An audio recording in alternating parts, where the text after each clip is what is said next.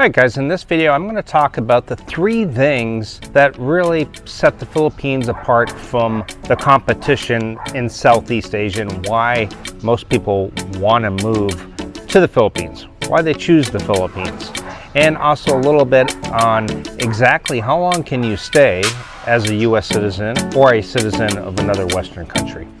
Stick around.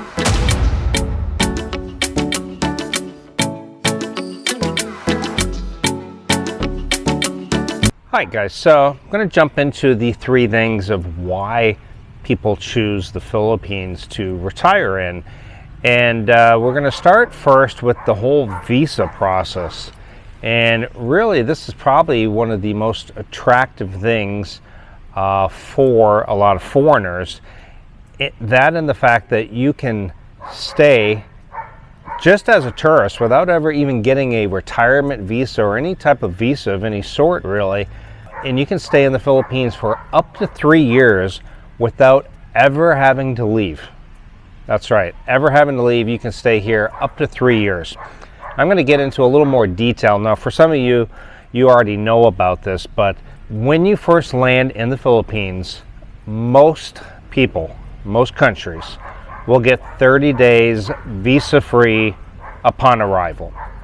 Now, if you plan on staying longer than 30 days, then at that point you will have to extend your visa, or you can look into, if you decide to make this your home, you can look into things like a retirement visa.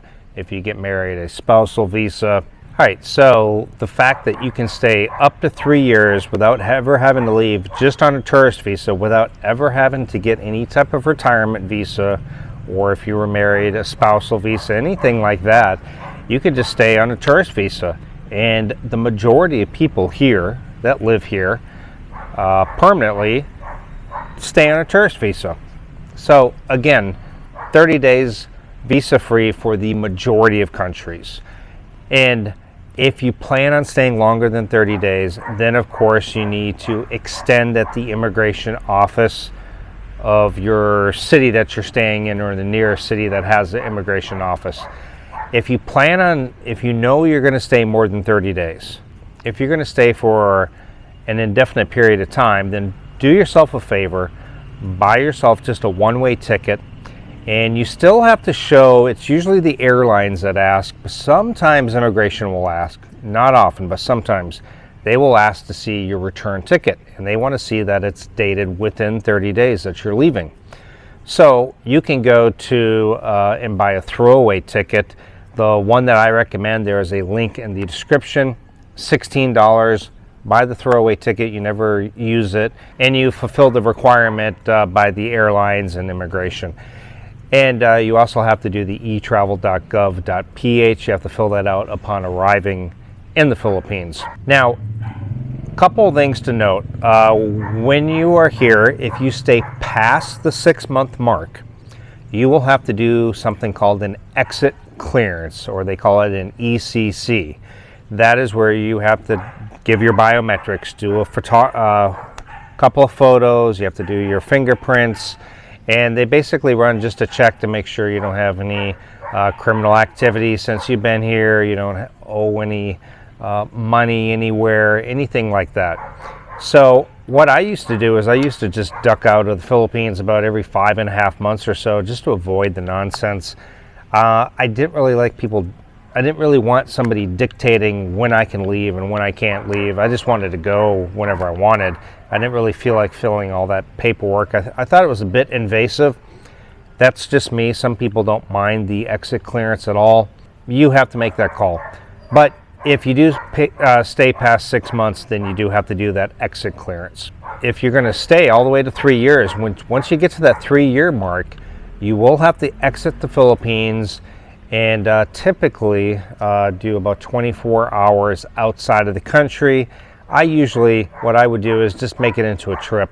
You know, go take a weekend and go spend it in Singapore, or Kuala Lumpur, or Bangkok, or Saigon, or wherever you want to go, but just make a little trip out of it. No sense flying somewhere, being there for a half a day and coming back. I mean, what's the point in that really?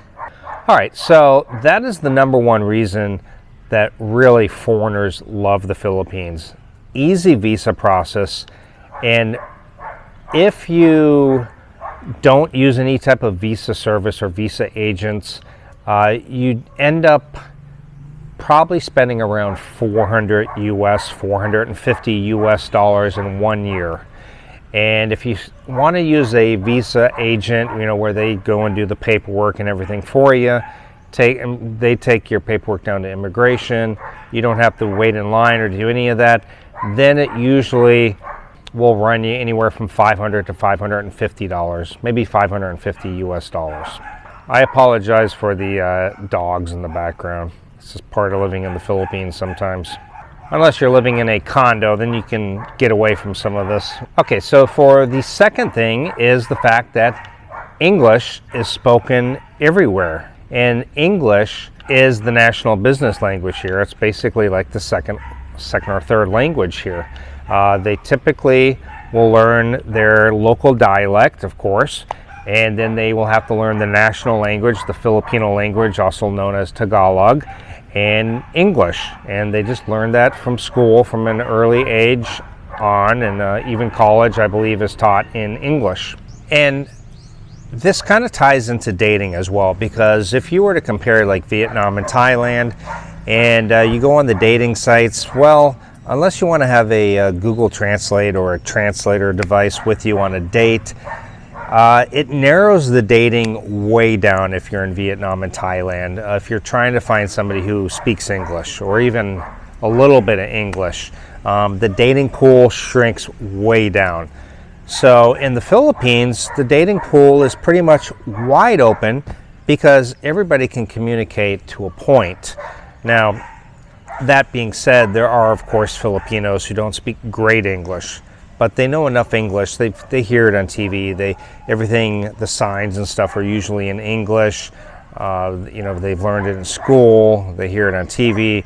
And so they know enough English where you can kind of get by. And their English is only going to get better if they're with you as a partner. If it's your girlfriend, she's obviously going to pick up the language much faster than somebody like who was from Vietnam or Thailand, who don't even have a base, an English base. They just they don't have any background in English, so it's much more difficult for them. That being said, also, don't expect to go meet a girl's family, like who maybe lives out in the province or something. You go to meet their family, guess what? Their English is probably not good. It's just normal. I've met plenty of girls' families, and English was never usually spoken very well. Sometimes almost none. So, it's kind of that use it, lose it thing. If they don't use the English, if they're just at home and they never went off to school, or they haven't spoke it in 20 years or something, well, they're just going to forget it. And a lot of times they might understand a lot of the English, but they just can't speak it. And they're also embarrassed to speak it. Especially with a native English speaker, they're worried they're going to make a mistake and you're going to laugh at them or something. In the Philippines, other Filipinos will actually make fun of Filipinos who don't speak English well. It's a thing here. Maya's told me personally that, people will laugh at you over your bad English.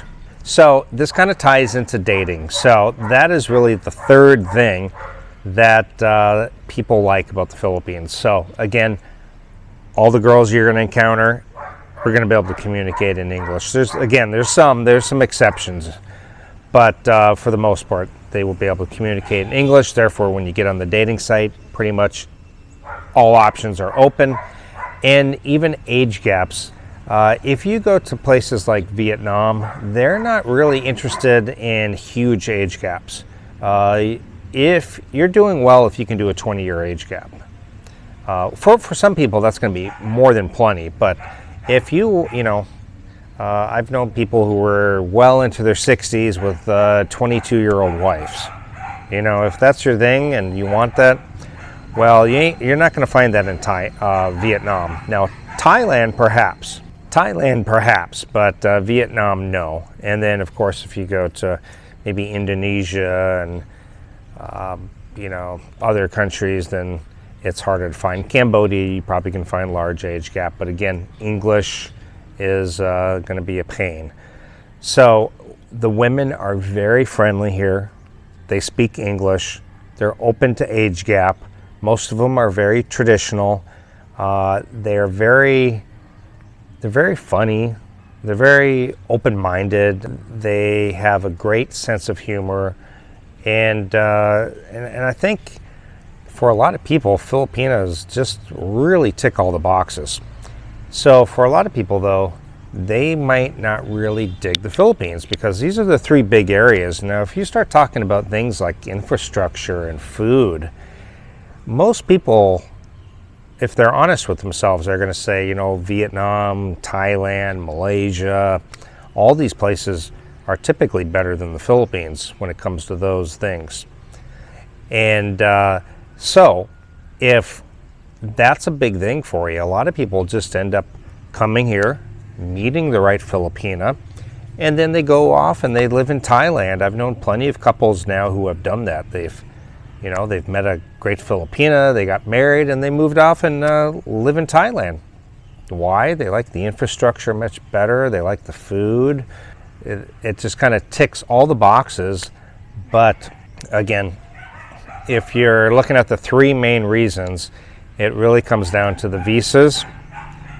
Very easy here to stay really unlimited amount of time for very inexpensively. English, and the dating.